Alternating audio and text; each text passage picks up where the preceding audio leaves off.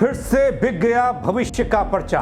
क्या इस बार भी मेहनत हार जाएगी और सिफारिश जीत जाएगी? उत्तराखंड की अधीनस्थ सेवा चयन आयोग की परीक्षा एक बार फिर सवालों के घेरे में। हम सब जानते हैं, हमने सबने देखा है। अब मैदान में उतरी है एसआईटी बल, लेकिन इस बार जांच सिर्फ कागजों पर नहीं होगी, क्योंकि निगरानी करेंगे हाईकोर्ट के रिटायर्ड जज। पूरी खबर के साथ आया हूं दोस्तों, आपको बताऊंगा कि परीक्षा रद्द होगी या नहीं, इसका फैसला कौन करेगा और कैसे तय होगा। नमस्कार, पहला मैं पंकज रौतेला, आप देख रहे हैं उत्तराखंड न्यूज। दोस्तों, उत्तराखंड चयन आयोग की जांच में अब हाईकोर्ट के रिटायर्ड जज की निगरानी में एसआईटी जांच करेगी बल। मुख्य सचिव ने बड़ा ऐलान किया, परीक्षा रोकी गई, पूरे प्रदेश में जांच का जाल फैलेगा और दोषियों को नहीं बख्शा जाएगा। सवाल अब एक ही है, क्या छात्रों को मिलेगा न्याय या फिर यह मामला भी बन जाएगा सिस्टम की एक और कहानी? सब बताने जा रहा हूं। आपसे गुजारिश बस इतनी है दोस्तों कि आप अंत तक इस वीडियो में मेरे साथ जरूर बने रहें, ताकि आप आधी खबर देखकर ही मेरे ठहरा बल पर ज्यादा फोकस ना करें। मैं उत्तराखंड की खबर बताने आया हूं और ठहरा बल तो उत्तराखंडी में भी। खैर, यह तो होता रहेगा दोस्तों। आप मुझे देखते हैं, इतना प्यार करते हैं, बहुत शुक्रिया उसके लिए दिल से आप सबका। खबर पर आता हूं दोस्तों। उत्तराखंड अधीनस्थ सेवा चयन आयोग यानी UKSSC की परीक्षा एक बार फिर से विवादों में है। परीक्षा में गड़बड़ी और पेपर लीक को लेकर जहां युवाओं में आक्रोश है, गुस्सा है, वहीं सरकार अब गंभीर दिख रही है। अब मामले की जांच एसआईटी को सौंपी गई है और खास बात यह है, हाईकोर्ट के एक रिटायर्ड जज इस जांच की निगरानी करेंगे। यह कदम सरकार के लिए जितना अहम है, उतना ही प्रदेश की उन लाखों अभ्यर्थियों के लिए भी जिनकी मेहनत और भविष्य दांव पर लगा है बल। अब जैमर किस प्रकार आयोग लगाती है, अगर आयोग ऐसे कोई तथ्य या कोई सरकार से कुछ जानकारी प्राप्त करना चाहेगी या मार्गदर्शन प्राप्त करना चाहेगी तो हम बताएंगे। वैसे जैमर लगाने का, किस कंपनी से लगाने का, ये सारा निर्णय आयोग लेती है। हमने कहा ना कि आयोग के वर्किंग में, डे टू डे वर्किंग में राज्य सरकार का कोई इंटरफेरेंस नहीं होता। अब देखिए, इन्वेस्टिगेटिंग एजेंसी जो भी जांच करती है, कोई भी इन्वेस्टिगेटिंग एजेंसी हो, तो उस जांच से रिलेटेड कोई भी मैटर होगा तो investigating agency as per procedure अपना काम करेगी। यही एक उद्देश्य है एसआईटी गठित करने का, कि कोई भी फिक्स टर्म्स ऑफ रेफरेंस नहीं है। जो रेलेवेंट इस परीक्षा से संबंधित जो तथ्य, जो जांच से बिंदु आएंगे, इसका खुला स्कोप है, पूरे राज्य का जुरिस्डिक्शन है।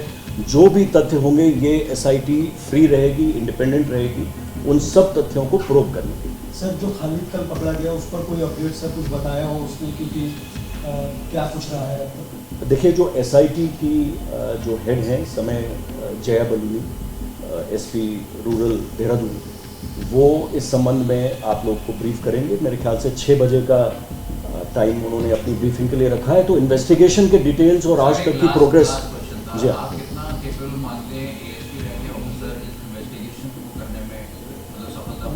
फुली केपेबल मानते हैं। She is a very professional officer, और अब तक का जो इन्वेस्टिगेशन हुआ है पुलिस का, वो बहुत थोरो प्रोब हुआ है। बल्कि जो इमीडिएट 48 घंटे में जितने बिंदु वर्कआउट हुए हैं, एंड उनके साथ हम एसटीएफ साइबर सेल, जैसा कि निर्णय लिया गया है राज्य सरकार द्वारा, एक एसआईटी की पूरी टीम उनके असिस्टेंस की होगी और सुपरविजन रहेगा एक रिटायर्ड ऑनरेबल जज का। तो ये पूरी तरह कॉम्पिटेंट है टीम और इसका फ्री हैंड है, फ्री जुरिस्डिक्शन। दोस्तों, बता दो कि बीते रविवार को राज्य में स्नातक स्तरीय अधीनस्थ सेवा चयन आयोग की परीक्षा आयोजित। परीक्षा के बाद हरिद्वार सहित कई सेंटर्स पर अनियमितताओं की शिकायतें सामने आई। सोशल मीडिया पर प्रश्न पत्रों के स्क्रीनशॉट, संदिग्ध आंसर शीट और परीक्षा केंद्रों के बाहर की अफरा तफरी ने पूरे सिस्टम पर सवाल खड़े कर दिए। छात्रों ने आवाज बुलंद की, कुछ ने सड़क का रास्ता चुन लिया, कुछ ने कोर्ट का भी चुना है बल। अब दोस्तों, मुख्य सचिव आनंद वर्धन ने मीडिया से बात करते हुए घोषणा की कि इस पूरे मामले की जांच एसआईटी को सौंप दी गई। इस विशेष जांच टीम की अगुवाई एडिशनल एसपी स्तर के अधिकारी करेंगे और इसका दायरा पूरे प्रदेश में होगा बल। सुनिए आपकी। ये आपने जो प्रश्न उठाया, जो हमारे युवा अभ्यर्थी हैं, जो छात्र छात्राएं, जिनके मन में इस एपिसोड की वजह से कुछ संशय होगा, कुछ डाउट्स होंगे, तो ये इस पारदर्शिता के लिए कि ये पूरी एग्ज़ाम प्रोसेस में किसी तरह का उन्हें डाउट ना रहे, इसीलिए ये स्टेप्स लिए गए हैं। जो SIT होगी उसका पूरा ये जो 1 महीने का टाइम है, ये अभी आपने जब प्रेस ब्रीफिंग करेंगे तो ये शेयर करेंगे अपना ईमेल, अपना मोबाइल एक नंबर, जिस पे कोई भी पूरे राज्य में कोई भी सूचना, कोई भी जानकारी इस SIT के साथ शेयर करना चाहता है तो वो बिल्कुल स्वतंत्र होंगे और ये इनवाइट करेंगे और उस चीज़ को भी सम्मिलित करेंगे। आपने जो बताया ये जो बाकी चीज़ें हैं कि जिस तरह की बात आ रही हैं, ये भी सब SIT के स्कोप में होगा। जो भी जानकारी कि कब क्या हुआ, कोई भी जो जानकारी देना चाहता है टोटल दोस्तों आपको बता दूं कि अब पहली बार है जब सरकार ने स्पष्ट किया है कि इस परीक्षा के दौरान हुई हर गड़बड़ी, चाहे वह पेपर लीक, केंद्रों की लापरवाही या भीतर से मिली भगत, सभी की निष्पक्ष जांच होगी। बल इस SIT जांच की सबसे बड़ी खासियत क्या है पता है? वो ये है कि इसकी निगरानी हाईकोर्ट के रिटायर्ड जज द्वारा की जाएगी। इससे जांच की पारदर्शिता पर उठने वाले सवालों को रोकने की कोशिश की गई। रिटायर्ड जज और SIT की टीम प्रदेश के हर जिले में जाकर छात्रों और अन्य लोगों से तथ्य इकट्ठा करेगी। उनके खिलाफ कठोर कार्रवाई की जाएगी और ऐसी घटनाओं की पुनरावृत्ति रोकने के लिए जो भी आवश्यक कदम होंगे वो उठाया जाएगा। संबंधित परीक्षा केंद्र जो हरिद्वार में है उसमें जिस किसी भी व्यक्ति की परीक्षा निरीक्षक हो, सुपरवाइज़र हो, जो भी है, जिसकी लापरवाही से यह घटना हुई है, उनके खिलाफ भी सरकार कार्रवाई करेगी। सरकार के लिए देखिए छात्रों का, अभ्यर्थियों का हित सबसे ऊपर है और ये भी इम्पॉर्टेंट है कि आम जनमानस का, छात्रों का, ये पूरी प्रणाली जो परीक्षा प्रणाली होती है हमारी विभिन्न आयोगों की, उस पर विश्वसनीयता बनी रहे और उसकी शुचिता भी बनी रहे। दोस्तों कोई भी व्यक्ति सीधे टीम से संपर्क कर सकता है और परीक्षा से जुड़ी कोई भी जानकारी या शिकायत हो वो दे सकता है। उधर दोस्तों हरिद्वार एक बार फिर विवादों के केंद्र में तब आ गया जब ये पेपर लीक हुआ। बल यहां से पिछले पेपर लीक मामले में भी हरिद्वार और रुड़की जैसे क्षेत्रों को नकल गैंग का गढ़ माना गया था, आपको याद होगा।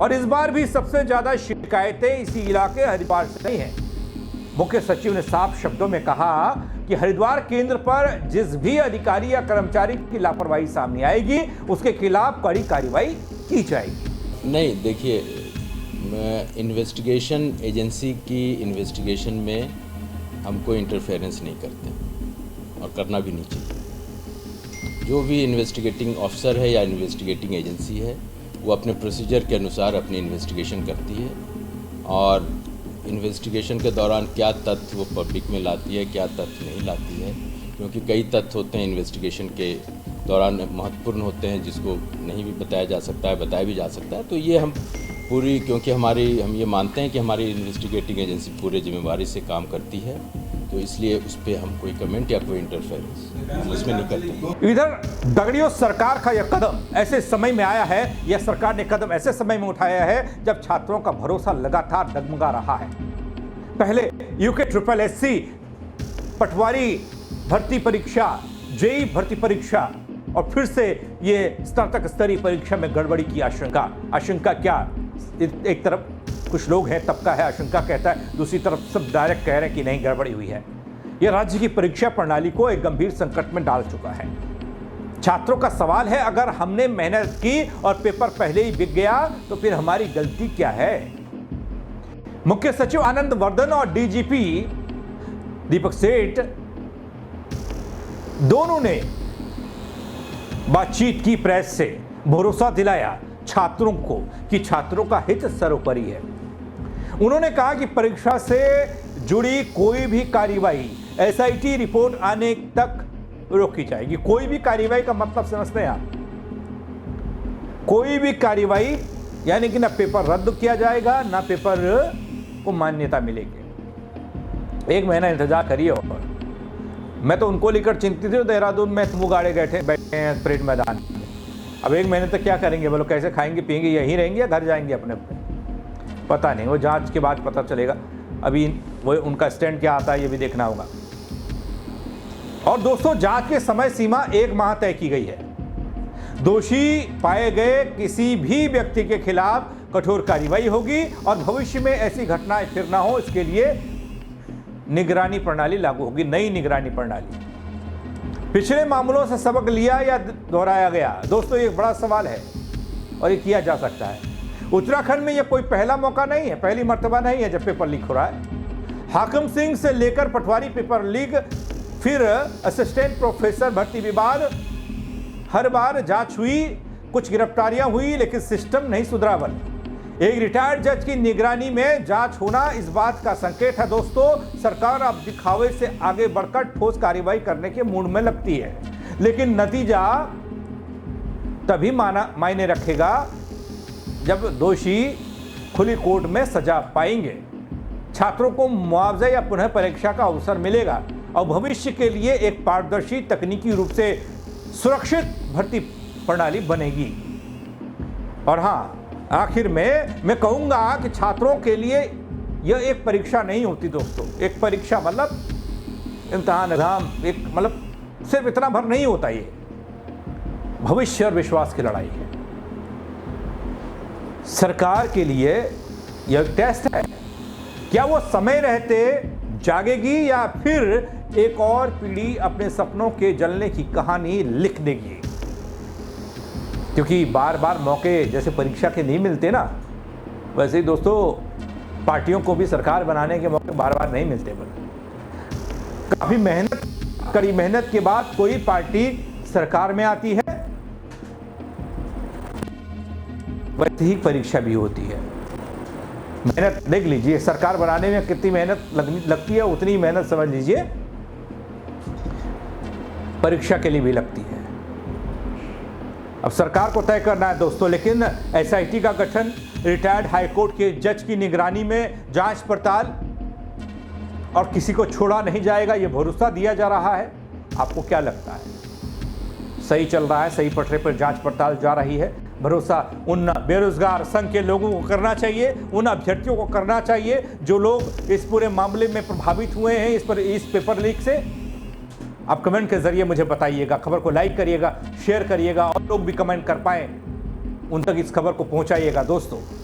मेरे साथ जुड़ने के लिए आप सबका बहुत शुक्रिया। जय उत्तराखंड।